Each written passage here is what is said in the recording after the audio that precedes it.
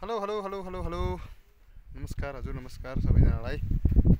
म चाहिँ यता माथि रोल्पाको भ्यू टावर सबभन्दा टपबाट चाहिँ अहिले यहाँ यो भिडियो बनाइराखेको छु।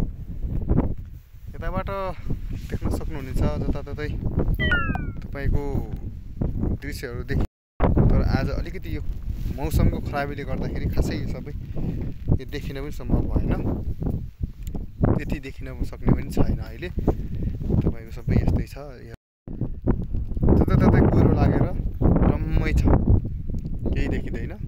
आउने चाहिँ यो टपबाट चाहिँ देखिन्छ, जताततै देखिन्छ, तर अहिले चाहिँ यो कुहिरो लागेको हिसाबले केही पनि देखिराखेको छैन, कतै केही पनि देखिन छैन। अब यो त्यो देखिन सक्ने सम्भव पनि छैन। अब यसपछि भित्रका दृश्यहरू कस्ता छन् हेरौँ है त।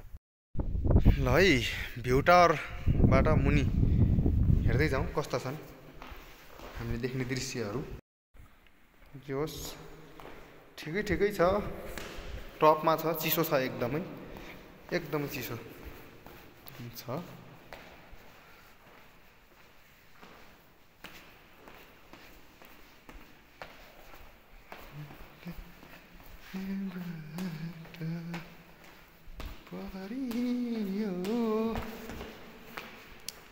आज मान्छेहरू पनि एउटा पनि छैन, आज घुम्ने फिर्ने एउटा मान्छे पनि छैन। हेलो दादा,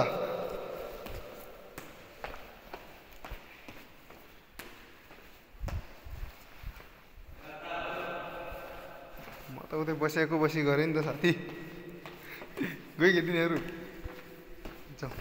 यहाँ हाम्रो दादा चाहिँ माथि चढ्न नसकेर यहीँबाट थाकेर चाहिँ झर्न लाग्नु भयो तलतिर, सक्नु भएन। यहाँ चाहिँ अब माथि जान सक्नु भएन। यहाँ बुढेसकाललाई पनि लाग्यो अलिअलि, अब 7 तला माथि जानलाई यहाँ अलिक सक्नु भएन।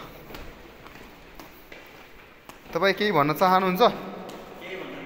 भन्नु न, भन्नु नै। तपाईँ यो माथि चढ्न नसक्नुको कारण के हो यसो बताइदिनु पर्यो। बिस्तारै हिँड्नु न, के दौडिरा। हेलो हेलो, के छ अहिले? तपाईँ कहाँ हुनुहुन्छ अहिले? लिवाङ भ्यू टावरमा हुनुहुन्छ होइन? के छ आजको यो रमणीय स्थल भ्यू टावरमा आउनुभयो, घुम्नुभयो? रमाइलो पनि भयो, दुःख पनि पाइयो। आज काम हुने भएन, यहाँलाई घर पुग्नु पर्ने, आज घर पुग्न पाइयो। हामी चाहिँ फाइनली पुग्न पाएनौँ। फाइनली हामी यहाँबाट बाहिर लगबाट निस्किन आइसक्यौँ। अब सबै यहाँका दृश्यहरू देखिन छ। यता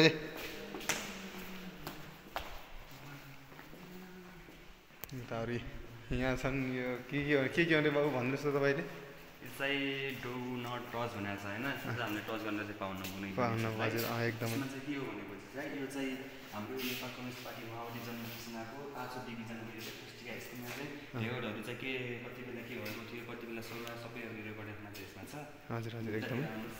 चाहिँ यति लेखेको जनमुक्ति सेनाको बायोडाटा फाइलहरू है। त्यसमा चाहिँ के छ भनेपछि पहिले चाहिँ हाम्रो त्यो 10 वर्ष जनरेटरमा चाहिँ त्यति बेला चाहिँ यो चाहिँ जस्तै कुनै पनि प्रोग्रामहरू त्यस्तोमा लागि चाहिँ यो चाहिँ धेरै युज गरिन्थ्यो। यो चाहिँ पहिले चाहिँ कम्प्युटर सुरुमा चाहिँ पहिले युज गरेको कसको लागि भनेपछि यो चाहिँ गुगल टु म्याप, उसको म्याप हेर्नको लागि कसरी अट्याक गर्ने त्यो बारेमाहरू चाहिँ सबै प्लानिङ गर्नको लागि चाहिँ यसको युज गरिन्थ्यो। अनि यो पनि त्यसै भनौँ न, यो पनि त्यस्तै प्रोग्रामहरू त्यसको तालिमको लागि चाहिँ युज गरिन्थ्यो। भयो अनि फाइलहरू यसमा चाहिँ हाम्रो यो माथिको देखिरहनु भएको तपाईँहरूले चाहिँ यो चाहिँ महिला प्रथम, यो चाहिँ भलिबलमा चाहिँ प्रथम आएकोले चाहिँ जितेर चाहिँ यो पाएको रहेछ। हजुर एकदमै। यो चाहिँ हाम्रो चाहिँ पहिले चाहिँ यो सेटहरू भन्छ यसलाई चाहिँ होइन, हजुर यसलाई चाहिँ सेट ह्यान्ड सेटहरू भन्छ। यसमा चाहिँ को कता छ भनेर पत्ता लगाउनलाई होला होइन, यो कुराकानी सम्पर्क गर्नको लागि यसको चाहिँ युज गरिन्थ्यो। हजुर हजुर। यसमा चाहिँ हाम्रो यो मेन, यसमा चाहिँ हाम्रो सहिदहरू चाहिँ सबै फोटोहरू रहेको छ। हजुर यति नै हो। यो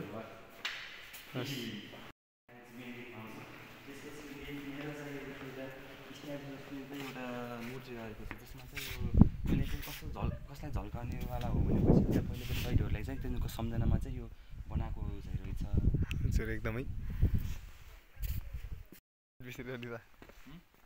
यतातिर केही छैन ए। अनि तलतिर चाहिँ यहाँको सेक्युरिटी गार्डहरू सबै बस्नको लागि चाहिँ बनाएको चाहिँ रुमहरू छ, टोयलेटहरू रुमहरू रहेको छ। यो चाहिँ बाथरुमहरू आर्टिफिसियल, यो जङ्गल चाहिँ होइन, यो ग्रास चाहिँ होइन, यो चाहिँ आर्टिफिसियल त्यो के भन्छ यसलाई चाहिँ आर्टिफिसियल त्यो के जङ्गल दुबो कार्पेट जस्तो के कार्पेट जस्तो ए ठिक छ।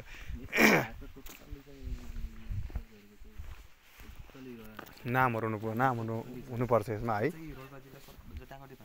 हजुर 17,000 मान्छेहरूको नामहरू छ यसमा। त्यसो भए यसमा 17,000को जनयुद्धकालमा ज्यान गुमाएका मान्छेहरूको नाम छ यसमा।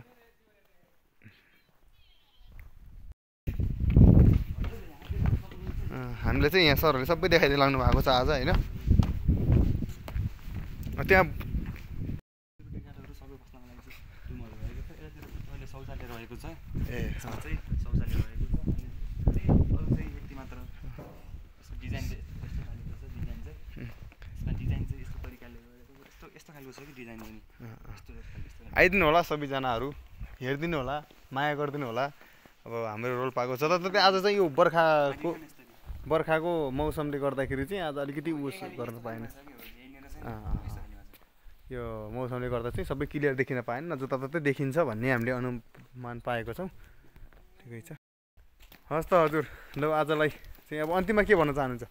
म चाहिँ यो चाहिँ राम्रो छ, तपाईँहरू आउन सक्नुहुन्छ। यसको लोकेसन चाहिँ रहेको छ लिवाङ रोल्पा सातो बाटोदेखि अलिकति माथि आएर चाहिँ यसको स्थान चाहिँ रहेको छ। घुम्न सक्नुहुन्छ होइन। हस् हस् त हजुरलाई पनि धेरै धेरै धन्यवाद। ल हस् हजुर, हामी पनि बिदा भयौँ। ल अब अलि एकछिनपछि हामी फेरि भिडियोलाई जोड्नेछौँ। अहिलेलाई भने हामी यहीँ स्टप गर्न चाहन्छौँ। ल फाइनली हामी चाहिँ फर्कियौँ होइन। हामी चाहिँ यहाँबाट चाहिँ तल ठ्याक्कै सातो बाटो चोकबाट माथि र ठ्याक्कै देब्रे साइड लाग्नुभयो भने लगभग माथि घर आउन सक्नुहुन्छ तपाईँहरू। अबदेखि हामी चाहिँ रोड देखाउन चाहन्छौँ। लगभग करिब 300-400 मिटर चाहिँ 400 मिटर होला करिब।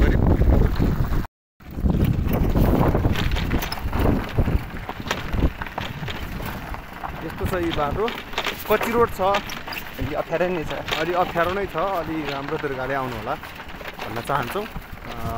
करिब 400 मिटरको अन्तरमा चाहिँ यो भ्यू टावर रहेको छ। त्यहाँ आउनुभयो भने तपाईँले हरेक सामानहरू देख्न सक्नुहुन्छ। हामीले भिडियोमा पनि देखाइसकेका छौँ। उसमा चाहिँ सबै छ, जनयुद्धकालमा चाहिँ प्रयोग भएका सामानहरूदेखि लिएर सबै सामानहरू छ। तपाईँहरू त्यहाँ आएर हेर्न सक्नुहुन्छ मजाले। फाइनली आज पानी पऱ्यो हजुर, हेर्नु माथि गएको पानी पऱ्यो, एकदम चिसो छ। हामी चाहिँ ठ्याक्कै फर्किहाल्यौँ। अब एकदमै चिसो भएको कारणले गर्दा चाहिँ धेरै बस्न पनि सकेनौँ। अगाडि हेर्नु रक गार्डनकै यो रक गार्डनकै एरिया हो। रक गार्डन एरिया पर्छ यहाँ। तपाईँहरू यहाँ पनि घुम्न सक्नुहुन्छ मजाले। रोल्पामा चाहिँ अहिले विकसितै भन्नुपर्छ भन्ने लागिरहेको छ हामीले चाहिँ। त्यही त हो अहिले। यहाँ आएर टिकट काटेर अनि यहाँबाट जान सक्नुहुन्छ। टिकट काउन्टर यहीँ रहेछ, ढुङ्गे बगैँचा। हामीलाई बाटो जस्तो रहेको छ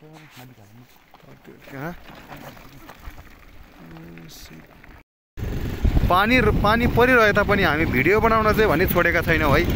भिडियो बनाउन छोडेका छैनौँ। यसलाई भन्छ साध्य बाटो। साध्य बाटो हामी चाहिँ यहाँबाट लाग्यौँ। अब हामी लिबाङतर्फ बिस्तारै चिप्लो छ, बिस्तारै जाउँ। भिडियो क्लिप देखाउनुपर्छ। अनि पानी भने अब एकदम तीव्र गतिमा पानी परिरहेको छ। हामी चाहिँ अब फर्क्यौँ है। फेरि पनि भेटौँला ल है। हस् त भाइ, लास्टमा भिडियो अन्त्यसम्म हेरिदिनु भएकोमा हजुरहरूलाई धेरै धेरै धन्यवाद। लास्टमा लाइक, कमेन्ट र सेयर गरिदिनु भने नभुल्नु होला। हस् त, धन्यवाद।